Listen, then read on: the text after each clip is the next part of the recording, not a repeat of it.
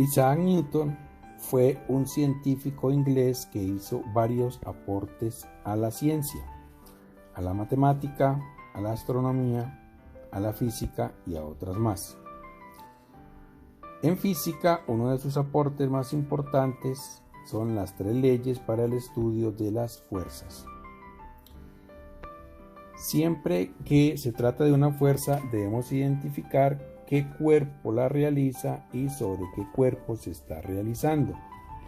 En el primer caso, tenemos un atleta levantando unas pesas. ¿Qué cuerpo realiza esta acción? El atleta. ¿Sobre qué cuerpo se realiza? Sobre las pesas. Esta es una fuerza de contacto, pues el atleta debe coger las pesas para poder levantarlas. La fuerza se representa en la figura como un vector de dirección vertical, sentido hacia arriba. En la segunda parte tenemos un imán atrayendo una puntilla. ¿Qué cuerpo realiza la fuerza? El imán. ¿Sobre qué cuerpo se realiza? Sobre la puntilla. El vector que representa esta fuerza tiene dirección horizontal, sentido hacia la derecha. Esta, a diferencia de la anterior, es una fuerza que no requiere contacto, pues el imán no necesita tocar la puntilla para atraerla. Y en la última figura muestra un objeto que cae desde una torre. En este caso, el cuerpo que realiza la fuerza es el planeta Tierra. La fuerza es realizada sobre la piedra que cae.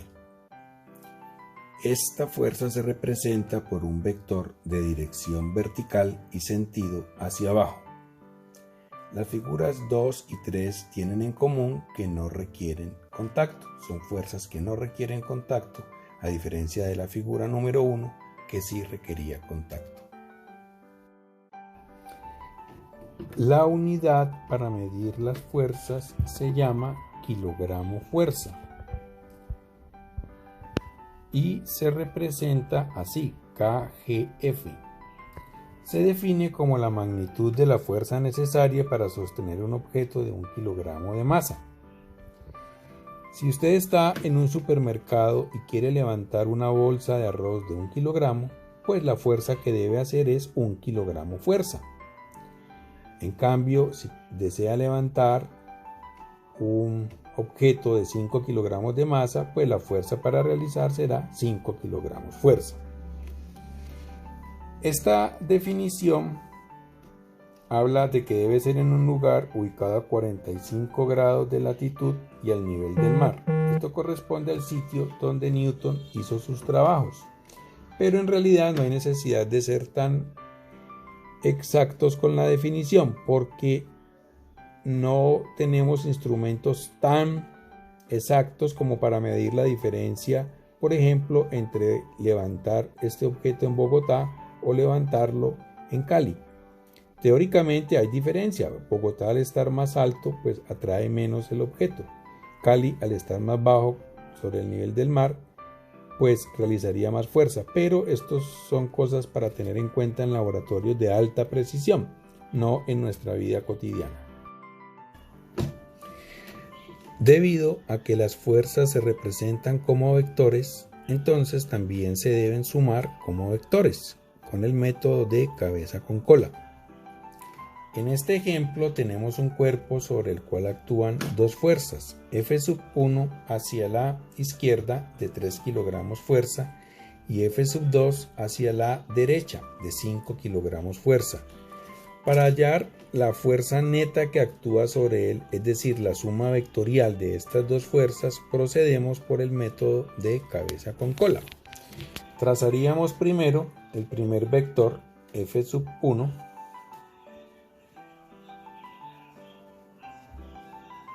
y donde está la cabeza de F1, comenzaríamos a trazar a F2, obteniendo esto. F2, dice el texto, tiene 5 kilogramos fuerzas hacia la derecha y F1 tiene 3 kilogramos fuerza hacia la izquierda. La suma de ambos vectores, llamada la resultante, sobre el cuerpo sería este vector.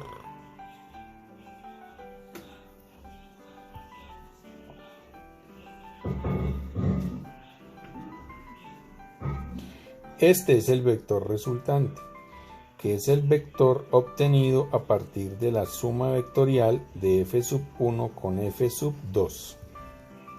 Este es un vector que tendría una magnitud de 2 kilogramos fuerza, una dirección horizontal y sentido de izquierda a derecha. Así pues que para sumar vectores se utilizan los métodos vistos para este fin, como el método de cabeza con cola. La primera ley de Newton, conocida también como la ley de la inercia, dice que todo cuerpo tiene la tendencia a permanecer en estado de reposo o de movimiento rectilíneo uniforme, a no ser que una fuerza externa se lo impida. Imaginémonos un objeto que está colocado sobre una mesa. Esta es la mesa y este es el objeto. Sobre este cuerpo actúan dos fuerzas, la que ejerce la mesa hacia arriba, llamada fuerza normal, y la que ejerce el planeta Tierra hacia abajo, llamado peso del cuerpo. La suma de ambos vectores da como resultado 0. Así pues que la resultante de fuerzas sobre el objeto es 0. Entonces él se encuentra en estado de equilibrio y por eso tiende a permanecer en reposo y se va a quedar allí, a no ser que una fuerza externa, como una persona, lo saque del reposo, es decir, lo mueva con la mano. Otro ejemplo para el movimiento rectilíneo uniforme puede ser el que nos brinda el cinturón de seguridad de un carro. Cuando nosotros vamos en movimiento en línea recta en un carro, la sumatoria de fuerzas sobre nosotros vale 0, o sea que la resultante es 0. Entonces nuestra tendencia es la de seguir en línea recta. Por eso, si el carro frenara súbitamente, nosotros tenderíamos a seguir en línea recta y podríamos salirnos del carro y sufrir un accidente aparatoso. El cinturón de seguridad es un cuerpo externo a nosotros que ejerce sobre nosotros una fuerza que va a impedir que sigamos en línea recta por la acción de la inercia.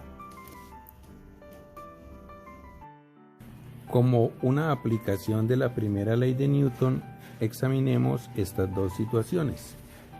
En la primera, observamos un auto estacionado en una calle en bajada. Sobre el auto actúan tres fuerzas. La primera de ellas, la normal, la ejerce el piso. La segunda de ellas, la fricción o rozamiento con las llantas, también la ejerce el piso. Y la tercera de ellas, el peso, lo ejerce el planeta Tierra. Para sumar estos vectores acudimos al método de cabeza con cola. Trazamos la normal y donde ella termina trazamos la fricción. Donde termina la fricción trazamos el peso. Como podemos observar, el último vector regresa a la cola del primero.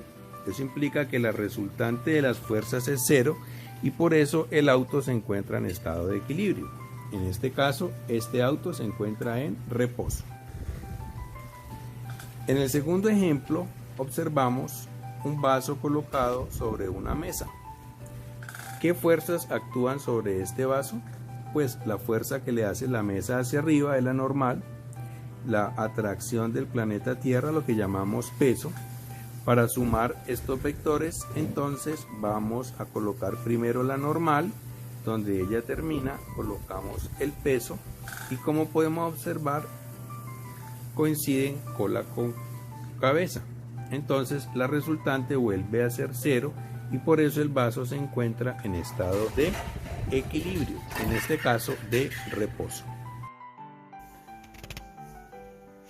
Para utilizar la segunda ley de Newton, se debe usar el Newton como unidad de fuerza. El Newton equivale a 1 kilogramo por metro por segundo cuadrado. La segunda ley de Newton establece que la aceleración que adquiere un cuerpo es igual al cociente, o sea, la división entre la resultante de las fuerzas que actúan sobre él y la masa.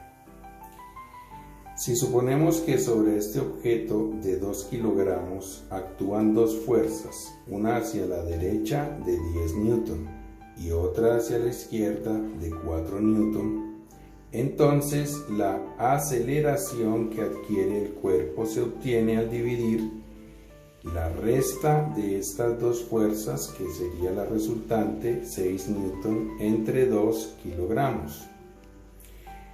Aquí reemplazamos el newton por su equivalente, kilogramo metro por segundo cuadrado.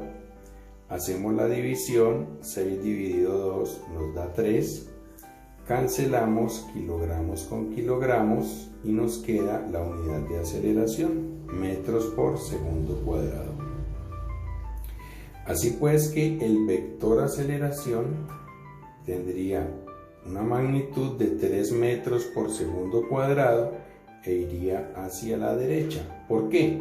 Porque la resultante de las fuerzas también va hacia la derecha, debido a que la fuerza de mayor magnitud, 10 newton, va hacia la derecha.